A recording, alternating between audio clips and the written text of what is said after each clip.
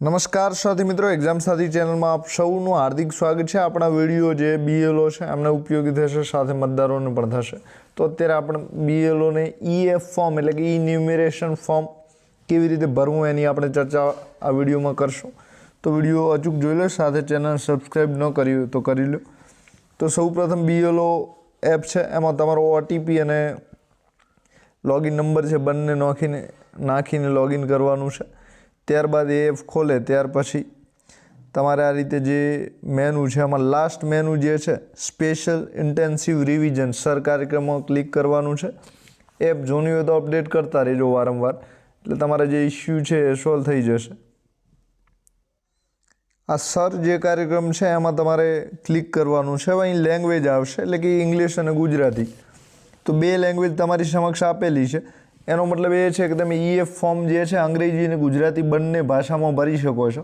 તો જેમાં ભરવું હોય એમાં, તો અંગ્રેજીમાં ભરશો તો પણ ચાલશે, અને ગુજરાતીમાં બધાએ મતદારોએ ભરીને આપ્યું છે, એટલે ગુજરાતીમાં જેમ છે એમ ઇટ ઇઝ જેમ છે એમ લખશો તો પણ સારું રહેશે।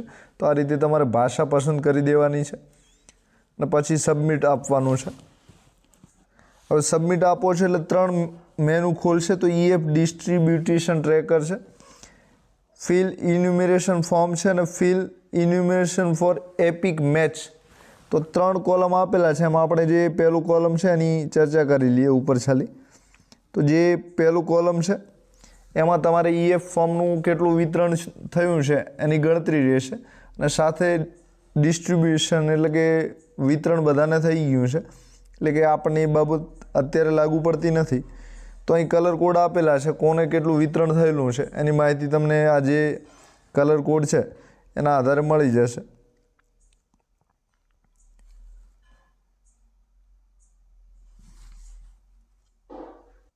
તો આ રીતે સિલેક્ટ ટાઈપમાં કરશો તો કલર કોડ આપેલા છે, તો અહીં કેટલું વેચાણ થયું છે અને કેટલું વેચાણ નથી થયું તમને ખબર પડી જશે। તો કુલ તમે ડિસ્ટ્રીબ્યુટેશન કેટલું કર્યું છે એ સૌથી છેલ્લે આપેલું છે, તો કે 918 તમે કર્યું છે। સાથે ઈએફ કલેક્ટેડ કેટલા છે, તો કલેક્ટેડ એટલે કે તમને મળી તો ગયા છે પણ સાથે ભરી પણ તમે દીધા છે। તો ફિલ ફોર્મ કરીને બધી માહિતી ઓકે ભરી દીધી હોય તો એ કલેક્ટેડમાં બતાવશે, તો 96 છે। ઈએફ નોટ ડિસ્ટ્રીબ્યુટેડ તો તમે વેચાણ ના કર્યું હોય તો એમાં બતાવશે। નોટ કલેક્ટેડ તો જેટલા ભેગા નથી કર્યા એ અત્યારે નહીં બતાવે, પણ ધીમે ધીમે અપડેટ થતું રહેશે। તો આ રીતની જે પ્રથમ છે એ ટ્રેકર છે, તો તમે કેટલું વિતરણ કર્યું છે સાથે કેટલા પાછા લીધા છે, કલેક્ટેડ એટલે કે કેટલા પાછા મેળવ્યા છે, તો બે ડેટા આમાં તમને બતાવે છે।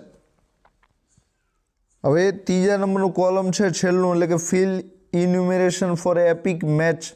ફિલ એટલે ભરો, ઇન્યુમરેશન એટલે ગણતરી ફોર્મ, અને એપિક મેચ એટલે કે જેના એપિક મેચ થાય છે એવા તમારે ફોર્મ ભરવાના છે। તો મેચનો બે મતલબ છે, એક તો આ મેચ આપણે જે તમે વિધાનસભામાં છો એની બહારની કોઈ વિધાનસભા સાથે ક્યાંય પણ ગુજરાતમાં મેચ થતા હોય તો એની વાત આમાં કરેલી છે। તો એનો મતલબ એ છે કે આ મેચ થઈ ગયા છે, તો આમાં કંઈક ખામી છે, મેચ થયા છે, તો એનો મતલબ એ છે કે બીજે પણ મેચ થઈ રહ્યા છે। તો ખામીવાળા જે પણ ફોર્મ છે આમાં બતાવેલા છે, અને જે મેચ તમે કરેલો છે એ મેચ પણ આના લીધે ઉડી જશે અને તમારે ફરીથી જે છે મેપિંગ કરવું પડશે। તો હવે મેપિંગ કરવાની જે પણ કામગીરી છે બીજા ઓપ્શનમાં આપેલી છે। તો ફિલ ઇન્યુમરેશન ફોર્મ જે બીજા નંબરનું છે ત્યાં બધી જ માહિતી આપેલી છે, અને આપણે અત્યારે જે સૌથી ઇમ્પોર્ટન્ટ હોય તો બીજા નંબરનું છે ફિલ ઇન્યુમરેશન ફોર્મ, એટલે કે ગણતરી ફોર્મને ભરો। તો બીજા નંબરનું જે ફોર્મ છે એમાં જ તમારે કામગીરી બધી કરવાની છે। સાથે બીજો મતલબ એક એવો છે કે બીએલઓએ તમે જે વખતે મેપિંગ કરી રહ્યા હતા તો એ વખતે જે જૂનો ઓલ્ડ એપિક નંબર હતો ને નવો જે ઓલ્ડ એપિક નંબર છે, તો જૂનો ને નવો એપિક નંબર સેમ હોય ત્યાં પણ એમના પણ આ એપિક મેચ થયા છે। તો બે રીતની પ્રોસેસ છે। તો આ જે મેચની પ્રક્રિયા છે અહીંથી તમે ત્રીજા નંબરના ઓપ્શનમાં જઈને પણ જે બીજા નંબરમાં કામ છે એનું અહીં કરી શકો છો। તો આની જે વેરીફાઈ સ્ટેજ છે એકદમ આનું સહેલું છે, એટલે ઝડપથી થઈ જાય છે। તો આ રીતની પ્રોસેસ છે। હવે જે ત્રીજું ઓપ્શન છે એની કામગીરી આટલી જ છે, બરાબર। અહીં તમે આ જે બીજામાં કામ જે કરી શકો છો ત્રીજામાં પણ કરી શકો છો, પણ ત્રીજામાં ફરક એટલો છે કે પહેલેથી એપિક મેચ છે, તો તમારે અલગથી ડેટા એડ કરીને મેચ કરવાની જરૂર નથી, એટલે કે પાર્ટ નંબર છે અને જે સિરિયલ નંબર છે એ બધું ફરીથી લખવાની આમાં જરૂર નહીં પડે. તો આટલો ફરક છે. હવે જે બીજા નંબરનું ઓપ્શન છે ફિલ ઇન્યુમરેશન ફોર્મ, તો એમાં જ આપણે કામગીરી કરવાની છે. તો એના પર તમારે બીજા નંબર પર ક્લિક કરવાનું છે. હવે આ રીતે સ્કેન QR કોડ આવશે. એનો મતલબ એ છે કે તમે જે પણ ફોર્મ ભરી દીધું છે, બધી વિગતો જે ગણતરી ફોર્મ હતું એમાં વિગતો જે પણ લખવાની હતી વિગતો લખી દીધી છે. અને હવે ફોર્મ તમારે ઓનલાઈન અપલોડ કરવા માટે ને એની જે ડેટા લખવાના છે લખવા માટે તૈયાર છે. તો QR કોડ સ્કેન પર જવાનું છે. જે સામે ફોર્મ છે એને તમે ભરવા માંગો છો તો એનો જે ફોર્મમાં QR કોડ આપેલો છે એને તમારે સ્કેન કરવાનો છે, તો વિગતો ખોલી જશે. હવે ઘણા બધા QR કોડ આછા હશે, એટલે કે ઘાટા નહીં હોય તો એના લીધે QR કોડના ઓપ્શનના લીધે નહીં ખોલે. એક બીજી એરર એવી આવે છે કે ઘણા બધા QR કોડ તમે રનિંગ પકડી લ્યો છો ત્યારે નથી ખોલતા, તો 2 વખત તમે બેક જશો તો તમારો જે અને પછી QR કોડ તમે સ્કેન કરશો તો થઈ જશે. તો આ 2 જાતની એમાં એરર આવતી હોય છે. તો એક તો આછા હોય તો નથી થતું ને એક બીજાના જે તમે ડેટા છે ભરી દીધા હોય છે ને એમાં જ તમે હોવો છો, એટલે કે એમાંથી બહાર નથી નીકળતા, તો QR કોડની જે છે એરર આવે છે અને નામ તમે નથી શોધી શકતા. આવું થાય તો બેક જતા રહેજો અને ફરીથી QR કોડ સ્કેન કરજો લિસ્ટમાંથી, તો થઈ જશે. પછી તો આ QR કોડનો મતલબ છે જે સામે ગણતરી ફોર્મ લઈને બેઠા છે એ તમને આ EFની જે BLOની એપ છે એમાંથી સીધું મળી જાય છે. તો QR કોડ સ્કેન કરો, પહેલું સ્ટેજ છે. હવે અહીં તમે જોઈ શકો છો search by part, serial number, elector name અને એપિક નંબર. તો જે સિરિયલ નંબર છે, ક્રમાંક નંબર, એના આધારે તમે કોઈ મતદારને શોધવા માંગતા હો તો શોધી શકો છો. ઇલેક્ટર નેમ, મતદારના નામ ઉપરથી પણ તમે શોધી શકો છો, તો અંગ્રેજીમાં નામ લખવાનું છે. અને એપિક નંબર, તો એપિક નંબરના છેલ્લા 4 આંકડા શોધશો તો પણ તમને જે મતદાર તમે શોધવા માંગો છો એ મળી જશે. તો આ કુલ 4 પ્રોસેસ છે મતદારને તમારે ઝડપથી શોધવા માટે. એટલે કે જે પણ ફોર્મ લઈને બેઠા છે એમાં બીજા નંબરમાં ડાબી બાજુ મતદારનું પ્રથમ નંબરે નામ છે, બીજા નંબરે એનો એપિક નંબર લખેલો છે. તો એપિક નંબરના 4 આંકડા લખીને જ્યાં QR કોડ સ્કેન ન થતો હોય તે તમે ઝડપથી શોધી શકો છો. આ તો 2 પ્રોસેસ છે EF ફોર્મ ખોલવા માટેની. તો તમને જે પણ પ્રોસેસ ગમે એ કરી શકો છો. તો અહીં સ્કેન QR કોડ કરીને ઝડપથી તમે સ્કેન કરી શકો છો. હવે એ કર્યા બાદ તમારે જે ફિલ ફોર્મ છે એના પર ક્લિક કરવાનું છે ફોર્મ સંપૂર્ણ રીતે ભરવા માટે. અને જે અહીં માર્ક અનકલેક્ટેબલ છે તો એના ઉપર તમે ક્લિક કરો છો, માર્ક અનકલેક્ટેબલ ઉપર. તો એનો મતલબ એ છે કે તમને જે ફોર્મ વિતરણ ફોર્મ તમે જેને આપી દીધું EF ફોર્મ એ તમને પાછું નથી મળ્યું, તો તમે અનકલેક્ટેબલ કરી શકો છો, એટલે કે પ્રાપ્ત નથી થયું. તો આવું અનકલેક્ટેબલ શેમાં આવશે? તો જ્યાં મરણ થઈ ગયું છે ત્યાં આવશે. પછી 3 વખત તમે પંચનામું કરી દીધું છે ને ફોર્મ પાછું નથી મળતું, એટલે કે મતદાર ત્યાં નથી, ત્યાં પણ તમે કરી શકો છો. અને પછી જે આપણે આ કામગીરીની તારીખ છે ત્યાં સુધી ફોર્મ કોઈ નથી આવતું તો પણ તમે અનકલેક્ટેબલ કરી શકો છો. તો આવા રીઝન છે 4-5, એ સંજોગોમાં તમે અનકલેક્ટેબલ કરી શકો છો. પણ એ કામગીરી છે લાસ્ટમાં રાખજો, હાલના રાખતા, તો એના લીધે તમારે જે કામગીરી છે એ સરળતાથી થાય. તો ફિલ ફોર્મમાં તમારે ક્લિક કરવાનું છે. હવે અહીંથી આપણું જે EF ફોર્મ છે ભરવાનું ચાલુ થશે. તો સૌપ્રથમ ફિલ ફોર્મ એટલે કે ફોર્મ ભરો. કયું ફોર્મ? તો કે EF ફોર્મ. એના પર ક્લિક કરવાનું છે.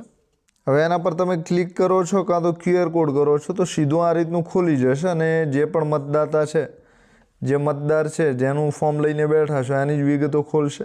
તો એમાં 2 ઓપ્શન છે, એક સિસ્ટમ સજેસ્ટેડ છે અને બીજું સર્ચ છે, બરાબર. તો સર્ચ એટલે શોધવું અને સિસ્ટમ સજેસ્ટેડ એટલે તમે મેપિંગ બીજું કરેલું હોય તો સિસ્ટમ જે છે એપ્લિકેશન એ તમને સજેશન આપે છે, એટલે કે સૂચવે છે કે આ નામ છે, જો તમારે મેચ થાય છે કે નથી થતું. તો આ રીતનું છે.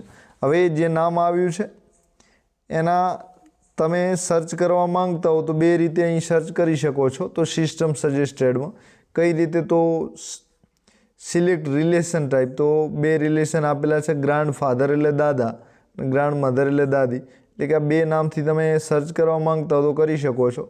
તો જે 2002ની મતદાર યાદી છે એમાં દાદાનું નામ તમને ખબર હોય તો ટૂંકું નામ અંગ્રેજીમાં લખી દેવાનું છે. દાખલા તરીકે રમણસિંહ હોય તો તમારે રમણ લખવાનું છે ખાલી. શેમાં લખવાનું છે? તો અંગ્રેજીમાં લખવાનું છે પહેલી કે બીજી એબીસીડી. તો જેમ બને એમ બીજી એબીસીડીમાં લખવાનું ટ્રાય કરજો, કાં તો બીજીમાં ના આવે તો પહેલીમાં લખી શકો છો. તો જેટલુંનું લોંગ છે નામ એટલું ન લખતા, કારણ કે ટાઈપ મિસ્ટેકમાં એકાદ સ્પેલિંગની એકાદ આલ્ફાબેટની ભૂલ હશે તો પણ તમે સર્ચ નહીં કરી શકો. તો ટૂંકું લખશો અને પછી જ્યાં લખી રહ્યો છો અને પછી તમે સર્ચ કરવા માંગો છો તો જે સર્ચ પર ક્લિક કરશો તો આ જેટલા પણ સિસ્ટમે દેખાડેલા છે એ નામ બધા જ ખુલી જશે. તો આ રીતે તમે સર્ચ કરવાનો ટ્રાય કરો છો તો નીચે બધા જ જે નામ છે આ નામના એ બધા જ નીચે આવી જશે, ગુજરાતના નામ, અને ત્યાંથી તમે જે સાચું એ ક્લિક કરીને પસંદ કરી શકો છો. તો આ એક પ્રોસેસ છે. જો તમારે એમ ના કરવું હોય, દાદાના નામ ઉપરથી તમારે કાં તો દાદીના નામ ઉપરથી સર્ચ ના કરવું હોય તો બીજો ઓપ્શન છે તમારી આ જે સિસ્ટમ સજેસ્ટેડ છે એની સિવાયનો બીજો ઓપ્શન છે સર્ચ.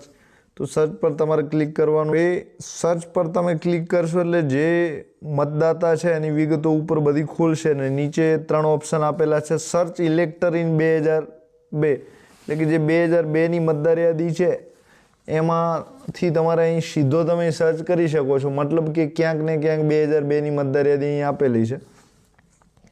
તો હવે આમાં 3 ઓપ્શન આપેલા છે, તો આનો ઉપયોગ કઈ રીતે કરવો એની વાત કરી લઈએ. તો જે 38 વર્ષની ઉપરના છે અને જે 2002ની મતદાર યાદીમાં નોંધાયેલા છે, તો વોઝ ઇલેક્ટર ધેર ઇન 2002 એટલે કે 2002ની મતદાર યાદીમાં મતદાતા હતા કાં તો મતદાર હતા, બરાબર.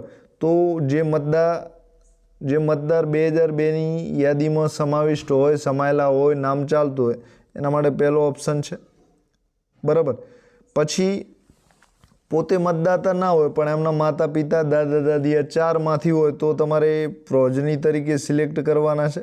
એટલે કે પોતે મતદાતા તરીકે નહીં પણ સંતાન તરીકે એ વખતે હતા, એમની ઉંમર 40 કે એના 38 વર્ષ કરતાં નીચે હશે, એટલે કે પોતે મતદાર નહોતા પણ સંતાન તરીકે હતા, તો બીજો ઓપ્શન કરવાનો છે. હવે ત્રીજા નંબરનો ઓપ્શન છે elector has not shown any link mapping with last SIR. તો 2002ની મતદાર યાદીમાં આ જે મતદાતા છે એ મતદાર તરીકે પણ નહોતા અને એના માતા પિતા દાદા દાદી આ ચારેયનું જોડાણ પણ થઈ શકતું નથી. તો આવો મતદાર હોય તો એના માટે ત્રીજા નંબરનો ઓપ્શન આવશે. તો ત્રીજા નંબરનો ઓપ્શન સીધો તમારે વેરીફાઈ થઈ જશે, પરંતુ એનો મતલબ એ છે કે આ નામ રદ કરવાની શક્યતાઓ સૌથી વધારે હશે. એટલે કે ત્રીજા નંબરનો ઓપ્શન જેમ બને એમ તમારે ક્લિક નથી કરવાનું, તો એના માટે છે. તો હવે આમાં વોઝ ઇલેક્ટર ધેર ઇન 2002 પહેલું ક્લિક કરો છો તો શું વિગતો ખોલે છે, કઈ રીતે ભરવી એ તમને સમજાવી દઉં છું. તો આ જે 2002માં મતદાર તરીકે છે 2002ની મતદાર યાદીમાં, તો અહીં તમારી પાસે 2 ઓપ્શન ફરીથી ખુલે છે એમાં. તો સર્ચ બાય એસી પાર્ટ અને સિરિયલ નંબર, અને બીજું છે સર્ચ બાય લોકેશન ફેમિલી. તો બંનેમાંથી એક પર ક્લિક કરવાનું છે.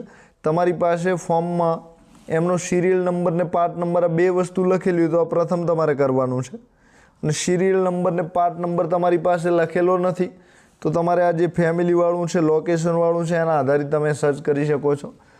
તો બંને ઓપ્શન છે તમને ખૂબ સર્ચ કરવામાં, મેપિંગ કરવામાં મદદ કરશે.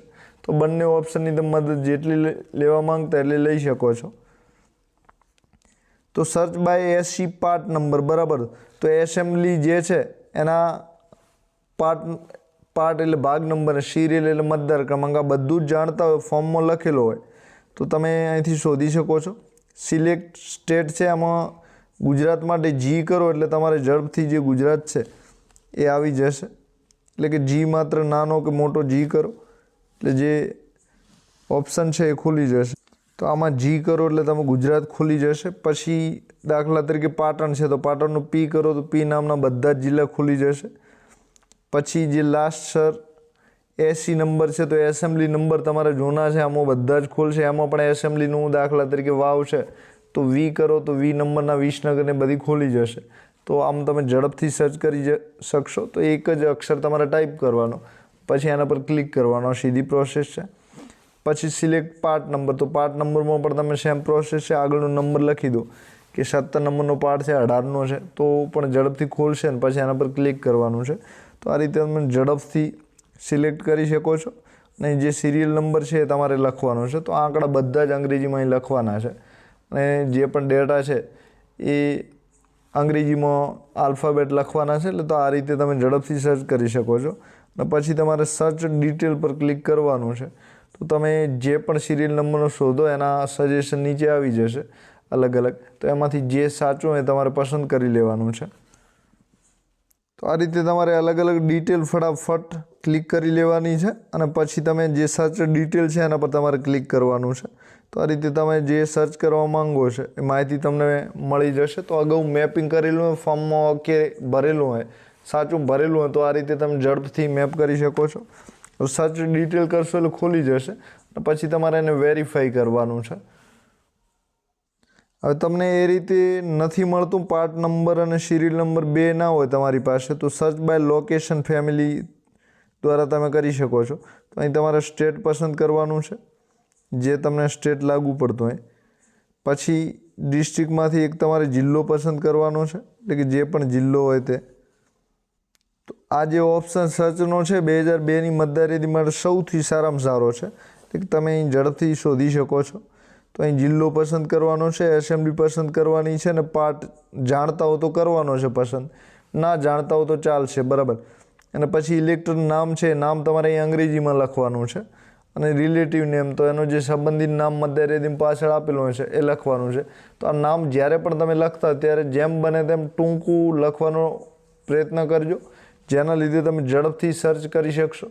કારણ કે એકાદ આલ્ફાબેટમાં ભૂલ હશે તો સર્ચ નહીં મળે. તો અહીંથી તમને ઘણા બધા સજેશન આવશે, એમાંથી જે સાચું નામ હોય તમારે પસંદ કરવાનું છે, એટલે કે એના પર ક્લિક કરવાનું છે. તો ઘણી વખત સાચા નામ પર તમે ક્લિક કરશો પણ વેરીફાઈ નહીં થાય. તો જે ફોર્મ તમારી પાસે છે એમાં સાચો પાર્ટ નંબર ને સિરિયલ નંબર તમારે લખી લેવાનો છે. અને પછી આ જે સિસ્ટમ સજેસ્ટેડ છે, આ જે સર્ચ છે એમાં તમારે જે પ્રથમ નંબરનું છે એમાં ફરીથી જવાનું છે અને એમાં જે વિગતો આપેલી છે આ વિગતો સાચી રીતે બધી ફરીથી આ રીતે ભરવાની છે. અને ભરીને તમે વિગતો ઓકે થઈ જશે પછી તમારું વેરીફાઈનું સીધું પ્રથમ નંબરે ઓપ્શન ખોલી જશે અને સીધું તમે વેરીફાઈ કરી શકો છો. તો ઘણી વખત ફેમિલીમાંથી વેરીફાઈ નહીં થાય, તો આ જે પ્રથમ નંબરનું છે એસી પાર્ટ ને સિરિયલ નંબર એ ફોર્મમાં લખી લો અને પછી આમાં આવીને તમે બધી ડિટેલ જે છે પાર્ટ નંબર, સિરિયલ નંબર એ બધું લખીને ફરીથી જે છે એ વેરીફાઈનો ઓપ્શન હવે ઇઝી થઈ જશે અને વેરીફાઈ થઈ જશે. અને જેવું વેરીફાઈ થાય છે એવું તમારે ફોર્મમાં વિગતો ભરવાની છે બધી ખુલી જશે. તો બંનેમાંથી એક રીત તમે ઉપયોગ કરીને સર્ચ કરી શકો છો, બરાબર. તો બંને ઇઝી લેવલ છે અને આમાં ડેટા લખવાના છે. કાં તો એસી પાર્ટ કરો, એ ના કરવું તો ફેમિલી લોકેશન આધારિત તમે સર્ચ કરી શકો છો. સર્ચ કર્યા બાદ ફરીથી આમાં પાછું આવવું પડશે એસી પાર્ટ સિરિયલ નંબરમાં અને ત્યાંથી તમારે જે છે વેરીફાઈ થઈ જશે. એટલે કે આ માહિતી તમે ભરી દો છો તો વેરીફાઈ તમારે થશે. અને વેરીફાઈ થયા પછી જે ફોર્મ ભરવાનું છે એ ખુલશે. તો એ ફોર્મ કઈ રીતે ભરવાનું છે એની આપણે વાત કરી લઈએ છીએ. તો એ જે ફોર્મ ખુલે છે, જે તમારે મેપિંગ ઓકે થયેલું છે, બરાબર, તો એને સર્ચ પણ નહીં કરવાનું, સિસ્ટમ તમને સજેસ્ટ કરી દેશે. તો પહેલી મતદારની વિગતો હશે અને પછી રેકોર્ડ નીચે આવશે. તો આ રીતે રેકોર્ડ આવશે અને એમાં જે છે એમાંથી તમારે અહીં પસંદ કરી લેવાનું છે કે આ હું પસંદ કરું છું, સાચું છે એટલે. અને પછી વેરીફાઈ એન્ડ કન્ટિન્યુ આપવાનું છે. તમે આટલું આપો છો તો પછી જે છે એ તમારે ભરવાનું જે ફોર્મ છે એ ખુલી જશે. તો જે સિસ્ટમ સજેસ્ટેડ આવે છે એમાં આના પર ક્લિક કરવાનું છે. આ સાચું હોય, નીચેની કોઈ એન્ટ્રી સાચી હોય તો એના પર તમે ક્લિક કરી શકો છો.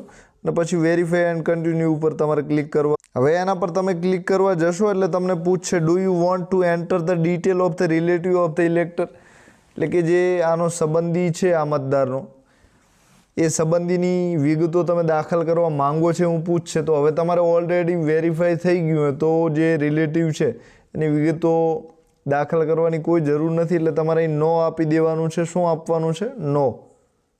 હવે તમે અહીં નો આપી દો છો અને વેરીફાઈ થઈ ગયું છે. વેરીફાઈ થયા પછી જ ફોર્મ ખુલશે, એના સિવાય ફોર્મ નહીં ખુલે, બરાબર. પછી તમારી વિગતો ડેટ ઓફ બર્થ લખવાની છે. તો અહીં તમે જે જન્મ તારીખ છે એમાંથી ગમે તે પસંદ કરી શકો છો. પસંદ કરીને અહીં તમે લખી શકો છો. તો અહીં જન્મ તારીખે આ બાજુમાં ખસેડ્યું તમે ખસેડી શકો છો. પછી અહીં જે વર્ષ આપેલા છે સૌથી ખૂણે ડાબી બાજુ એના પર તમે ક્લિક કરશો અને વર્ષમાં આગળ જવા માંગતા હો ત્યાં પણ જઈ શકો છો. આ રીતે કોઈ પણ વર્ષ પસંદ કરી લો. મહિનો આ બાજુ ખસેડીને જે તારીખ હોય પસંદ કરી શકો છો ને પછી તમારે ઓકે આપવાનું છે. તો આ રીતે તારીખ સિલેક્ટ થઈ જશે. હવે અહીં તમારે 12 આંકડાનો આધાર નંબર લખવાનો છે. જે પણ આધાર નંબર હોય એ 12 આંકડાનો લખવાનો છે. એ તમારે લખાઈ જાય છે. પછી આધાર નંબર પછી અહીં જે તમારો મોબાઈલ નંબર છે એ લખવાનો છે. તો આંકડા બધા અંગ્રેજીમાં લખજો, બેસ્ટ રહેશે. મોબાઈલ નંબર જો જન્મ તારીખ નહીં હોય તો પણ ચાલશે, આધાર નંબર ના હોય તો પણ ચાલશે. લખો તો બેસ્ટ છે, ના હોય તો પણ ચાલે. મોબાઈલ નંબર પણ ફરજિયાત નથી. પછી ફાધરનો એપિક નંબર છે. તો ઘણા બધા ફાધરનો એપિક નંબર તમને નહીં મળે, પણ સંતાન તરીકે હશે તો એમના ફાધરનો તમને મળી જશે. તો અહીં લખી લેજો મળી જાય તો. હવે અહીં બાજુમાં જે છે એ એપિક નંબર ઇફ અવેલેબલ, તો જો હોય તો લખો, એટલે કે વૈકલ્પિક ઓપ્શન છે. પછી જે સ્ટાર લાલ ફૂદડી આપેલી છે, લાલ સ્ટાર આપેલો છે, એનો મતલબ છે કે તમારે ફરજિયાત અહીં વિગતો ભરવાની છે. તો ફાધર અને જે વાલીઓ એની વિગતો તમારે ભરવાની છે. પછી માતાનો એપિક નંબર હોય તો લખવાનો છે. પછી જે મધર છે, માતાનું નામ છે, એની નામ તમારે ફરજિયાત લખવાનું છે. તો જે વિગતો છે 2 વિગતો ફરજિયાત છે, માતા પિતાનું નામ લખવું, બાકીની બધી જ વિગતો જે છે એ મરજિયાત છે. હવે આમાં જે વિગતો છે અંગ્રેજીમાં ભરશો તો સારું રહેશે, અને ગુજરાતીમાં તમે લખવા માંગતા હો તો પણ લખી શકો છો. હવે અહીં એપિક નંબર તમે લખી દો છો ને અહીં જે આ સર્ચ બટન છે એના પર તમે ક્લિક કરો છો. અહીં બાજુમાં આપેલા જ છે અહીં સર્ચનું, એના પર તમે ક્લિક કરો છો તો અહીં નીચે જે એમનું નામ હોય એ ઓટોમેટિક આવી જશે. તો નંબર લખ્યા બાદ નામ ઓટોમેટિક આવશે. નંબરમાં કોઈ ભૂલ હોય તો નહીં આવે. તો આ રીતે તમે સર્ચ કરશો તો નામ નીચે તમારે લખવાની જરૂર નહીં રહે, તો નામ આ રીતે આવી જશે. તો જે ફરીથી સમજાવી દઉં છું કઈ રીતે ભરવાનું. તો સૌપ્રથમ જે છે એ જન્મ તારીખ છે, બીજા નંબરમાં આધાર નંબર છે, ત્રીજા નંબરમાં મોબાઈલ નંબર છે. એટલે કે જે ગણતરી ફોર્મ ગુજરાતીમાં આપેલું છે એનું અહીં અંગ્રેજીમાં ટ્રાન્સલેશન કરવાનું છે, એટલે કે સેમ અહીં ઉતારવાનું છે. પછી ચોથા નંબરમાં ફાધરનું એપિક નંબર છે, પાંચમામાં ફાધરનું નામ છે, છઠ્ઠામાં મધર એટલે કે માતાનું નામ છે, છઠ્ઠામાં માતાનો એપિક નંબર છે, ઓળખપત્ર નંબર, સાતમામાં માતાનું નામ છે, આઠમામાં સ્પાઉસ એટલે કે જીવનસાથી છે એનો એપિક નંબર છે, અને જે 10મું કોલમ છે એમાં જે જીવનસાથી છે એનું નામ લખવાનું છે. તો આ જે છેલ્લા 2 કોલમ છે ફરજિયાત નથી, બરાબર. હવે આ રીતે નીચે detail of the elector in the elector roll of the last SIR, તો જે 2002ની મતદાર યાદી છે એમાં જે વિગતો લખેલી છે એ વિગતો અહીં નીચે ખોલી જશે. તો જે ગણતરી ફોર્મ ગુજરાતીમાં છે એમાં પહેલો ભાગ અત્યારની જે તાજેતરનો આધાર કાર્ડ છે, મોબાઈલ નંબર છે, માતા પિતાનું નામ છે, ને તાજેતરનો જે માતા પિતાનો ઓળખપત્ર નંબર છે તમારે લખવાનો છે. તો ઓળખપત્ર નંબર જે ફોર્મ આપેલા છે, કોઈ કુટુંબના દાખલા તરીકે ફોર્મ હોય તો પત્નીમાંથી પતિનો ઓળખપત્ર નંબર લખી શકો છો, અને એના માતા પિતા પણ જોડેલો હોય છે. તો અત્યારનો ઓળખપત્ર તમારે આમાં લખવાનો છે, જે પહેલો ભાગ છે એમાં. હવે જે બીજો ભાગ છે એમાં લાસ્ટ સરની વિગતો અહીં ખુલી જશે ફોર્મમાં. તો એ વિગતો વેરીફાઈ તમે કરશો એટલે ઓટોમેટિક આવશે જ, બરાબર. એમાં તમારે કાંઈ લખવાનું થતું નથી. તો જે લાસ્ટ સરની વિગતો છે એ જોઈ લેવાની છે કે બરાબર છે કે નથી. હવે અહીં તમારી પાસે 3 ઓપ્શન છે, અપલોડ ઇમેજ 1, અપલોડ ઇમેજ 2 અને નીચે છે અપલોડ ક્લિક ફોટો. તો 3 ઓપ્શન છે, ફાઇનલ સબમિટ છે. તો અહીં ફોર્મ તમારે ફરજિયાત અપલોડ કરવાનું છે. તો ફોર્મનો જે છે એ સીધું રાખીને તમારે એનો ફોટો પાડી દેવાનો છે. તો ફોટો આવી જશે, સીધો પણ આવશે ને આડો પણ આવશે. તો જેમ બને એમ સીધો પાડજો તો સરસ રહેશે. અને બીજા નંબરમાં છે અપલોડ પેજ 2. તો જે અત્યારે આની જરૂર નહીં પડે, પણ પુરાવા દાખલા તરીકે નોટિસ આપ્યા બાદ પુરાવા અપલોડ કરવાના થશે, એટલે કે જન્મ તારીખનો પુરાવો છે અને બીજો જન્મ સ્થળનો પુરાવો છે. તો 2 પુરાવા બધા મતદાર પાસે માંગવાના થશે. તો બધા કયા? તો કે જેની પાસે, જેને નોટિસ મળી છે એમની પાસે, બાકી કોઈ પાસેથી પુરાવા લેવાના થતા નથી. તો એના માટે આ અપલોડ પેજ 2 છે, બરાબર. તો એની અત્યારે કોઈ જરૂર નથી. આપણે અપલોડ પેજ 1માં જે EF ફોર્મ છે, ગણતરી ફોર્મ છે, એ અહીં અપલોડ કરવાનું છે. હવે અહીંથી upload new photo of elector. તો નવો જે ઇલેક્ટરનો ફોટો છે એ તમારે અહીં અપલોડ કરવાનો છે. એ ફોટો પણ ફરજિયાત નથી, હોય તો અપલોડ કરી શકો છો, ના હોય તો ચાલશે. તો ફોટો ઘણી વખત તમારે અપલોડ નહીં થતો હોય તો જે પણ ઇમેજ આપેલી છે એમાં જ્યારે ફોટો તમે અપલોડ ના થાય ત્યારે જે મુખટું આ એપ્લિકેશનમાં આપેલું છે બંધ બેસતું મોઢા પર બેસે, એટલે એક હડપચીની નીચે આવવું જોઈએ, એક માથાના જે વાળ છે એની ઉપર, બાજુના જે બે કાન છે તો એમાં બરાબરનું ફિટ બેસશે એકદમ નજીક લઈ જઈને, તો તમારો જે ફોટો છે ઝડપથી ક્લિક થઈ જશે. અને એમાં જે ફોટો છે એમાં ઘણી વખત મિસમેચ આવશે, એરર આવશે, તો નીચે વાદળી બટન આવે છે અને ઇમેજ હવે બરાબર છે. તો એ જ્યારે બરાબર થઈ જાય છે ત્યારે તમે એના પર ક્લિક કરશો તો તમારો જે ફોટો છે એ અપલોડ થઈ જશે. ઘણી વખત ફોટામાં કંઈક આવરણ ઢંકાયેલું હોય તો તમારો જે ફોટો છે અપલોડ નહીં થાય. તો આવા સંજોગોમાં તમારે પ્રયત્ન કરવાનો છે, અને પ્રયત્ન કરતા નથી થતો તો પછી ફોટો અપલોડ ફરજિયાત નથી. અને છેલ્લે સીધું તમે અહીં સબમિટ આપી શકો છો. તો સબમિટ આપ્યા બાદ તમારી જે ડેટા સક્સેસફુલી અપડેટેડ એવું લખેલું આવશે, એટલે તમારું જે ફોર્મ છે આ એક વ્યક્તિનું ફોર્મ ભરાઈ જશે. તો આ રીતે ફોર્મ ભરવાનું છે. હવે આમાં બીજા કોઈ પ્રશ્નો અત્યારે છે નહીં, તો આ રીતે તમે ફોર્મ ભરવા માંગતા હો તો ભરી શકો છો. ઘણી વખત અહીં તમારે બે જાતની એરર આવશે. કાંઈ તો આ જે પહેલો ભાગ આપેલો છે એમાં કોઈ પણ વિગત લખવાની બાકી છે તો એરર આવે, બરાબર. ફરજિયાત માતા પિતાનું નામ લખવાનું છે, ના લખો તો એરર આવી શકે છે. ત્રીજા નંબરની જે એરર છે વેલિડેટ એપિક નંબર, તો જે અહીં એપિક નંબર તમે લખ્યો છે તો અહીં સર્ચ બટન પર તમે ક્લિક ન કર્યું હોય અને જૂનો અહીં ઓળખપત્ર નંબર લખી દીધો હોય તો એના જે નવો અને જૂનો બે એપિક નંબર મેચ ન થતા હોય તો એમ કહે છે વેલિડેટ કરો, એટલે કે એને ખરાઈ કરો, તો એવું પણ તમને પૂછી શકે છે. તો એ એપિક નંબર લખ્યો છે તમે કાઢી નાખશો, કાં તો ફરીથી સાચો લખશો અને અહીં સર્ચ પર ક્લિક કરશો તો એ એરર પણ તમારે જતી રહેશે. તો આટલી પ્રોસેસ છે. બાકી બધા જ લેવલ આમાં જે છે એ ઇઝી છે, તમે કામગીરી સરળતાથી કરી શકો છો. તો આ રીતની કામગીરી છે. સાથે તમારે ફોર્મ કઈ રીતે EF ભરવાનું છે તો બધા જાણે જ છે. તો અહીં પ્રથમ ભાગમાં ફોટો ચોંટાડવાનો છે ને બીજી જે વિગતો છે શરૂઆતના 10 કોલમ, તો એમાં જન્મ તારીખ અંગ્રેજી આંકડામાં લખવાની છે, પછી આધાર નંબર અંગ્રેજી આંકડામાં, પછી મોબાઈલ નંબર અંગ્રેજી આંકડામાં. તો ત્રણેયમાંથી એકેય ફરજિયાત નથી. લખો તો બહુ બેસ્ટ છે, ના લખો, ન મળે સંજોગવશ તો ચાલશે. પછી પિતાનું નામ લખવાનું છે, ટૂંકું નામ લખો, પાછા અટક લખો. પછી જે પિતાનો ઓળખપત્ર નંબર લખવાનો છે તો જે ફોર્મનો જથ્થો હોય છે એમાંથી મળી જશે. બીજા નંબરે ઉપર ડાબી બાજુ લખેલો જ હોય છે, ત્યાંથી મળી જશે. માતાનું નામ લખવાનું છે.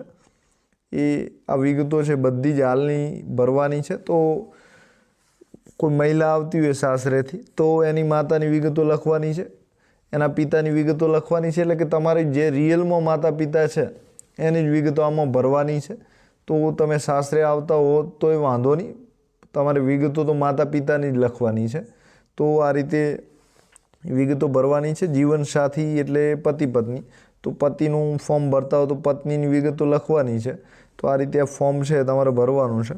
તો એમાં ઓળખપત્ર નંબરમાં ચૂંટણી કાર્ડ નંબર લખવાના છે.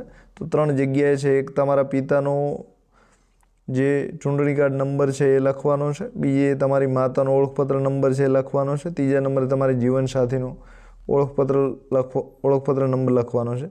તો ત્રણેય ઓળખપત્રમાંથી એકેય ફરજિયાત નથી. તમારી પાસે હોય તો લખી શકો છો, ના હોય તો વાંધો નહીં. હવે અહીં 2 ભાગ આપેલા છે, ડાબો અને જમણો. તો આ ભાગમાં એટલે કે ડાબો ભાગ છે એમાં 2002ની મતદાર યાદીમાં નામ હોય તો 2002ની મતદાર યાદીની PDF જોઈ લેજો. એમાં તમારું નામ ચાલતું હોય તો ડાબા ભાગમાં તમારી વિગતો આ રીતે પૂરેપૂરી ભરવાની છે. નામ બધા ગુજરાતીમાં લખવાના છે ને આંકડા અંગ્રેજીમાં લખવાના છે. અને જો 2002ની મતદાર યાદીમાં તમારું નામ ના ચાલે તો તમારે તમારા પિતાની, માતાની, દાદા કે દાદીની વિગતો જમણા ભાગમાં ભરવાની છે. કયા ભાગમાં ભરવાની છે? જમણા. તો આ રીતે કુલ ફોટો 1, પછી આ લખાણવાળો ભાગ છે 2, પછી આ ડાબો ભાગ છે 3 અને આ જમણો ભાગ છે 4 કુલ ભાગ આપેલા છે. એમાં 3 ભાગ કુલ લખવાના છે, એમાંથી 2 ભાગમાં લખવાનું છે. તો આ જે ભાગ છે અહીં ફરજિયાત લખાશે, અહીં લખેલું છે ત્યાં જ લખવાનું છે તમારે. પછી અહીં જે ભાગ આપેલો છે અહીં 2002ની મતદાર યાદીમાં હો તો ડાબો ભાગ ભરવાનો છે, તો જમણો ખાલી રહેશે, બરાબર. અને જેને મતદાર યાદી 2002ની જૂની મતદાર યાદી છે 23 વર્ષ પહેલાંની, એમાં તમારું નામ નથી ચાલતું તો તમારે તમારા પિતા, માતા, દાદા કે દાદી આ 4માંથી ગમે તે એક સાથે તમારી વિગતો છે, ગમે તે એકની વિગતો અહીં તમારે લખવાની છે. કોની માતા પિતા દાદા દાદી, તો 4માંથી એક જણની વિગતો તમારે આમાં લખવાની છે. કઈ રીતે લખવાની છે? તો અહીં જે આ ડાબા ભાગે તમે ભરી છે એવી ને એવી વિગતો અહીં જમણા ભાગે ભરવાની છે. તો જમણા ભાગે ભરો છો તો ડાબો ખાલી રહેશે, ડાબા ભાગે લખો છો તો જમણો ભાગ ખાલી રહેશે. તો આ રીતે તમારે આ ફોર્મ ભરવાનું છે. નીચે તમારે અહીં સહી કરવાની છે ને સૌથી નીચે BLO સહી કરશે. તો આટલી આ એ ફોર્મ છે, આ રીતે તમારે ભરવાનું છે. અને આ રીતે આ જે ફોર્મ છે એમાં આ ડાબો ને જમણો ભાગ ખાસ સાચવવાનો છે. તો જે 40 વર્ષ કરતાં ઉપરના મતદાર છે, મતદાર યાદીમાં જેનું નામ ચાલે છે એ બધાનો ડાબો ભાગે ભરાશે. પછી મતદાર યાદીમાં જેનું નામ નથી ચાલતું એને વિગતો એના પિતા, માતા, દાદા અને દાદી આ 4માંથી ગમે તેની એકની લખી શકે છે. તો મહિલાઓ સાસરે આવતી હોય તો એમના પિયરના જે એમના માતા પિતા, દાદા દાદી છે 4માંથી એકની વિગતો ત્યાંથી એમની મતદાર યાદીમાંથી લાવવાની છે. તો આ રીતે વિગતો ભરવાની છે. તો હવે જે સમજ છે એ તમને બધી જ આપી દીધી છે. આપ સૌનો આભાર. એક્ઝામ સાથી ચેનલને સબસ્ક્રાઈબ ન કરી હોય તો કરી લો. સાથે વિડીયો પસંદ પડે તો લાઈક અચૂક કરી શકો છો. Thank you very much.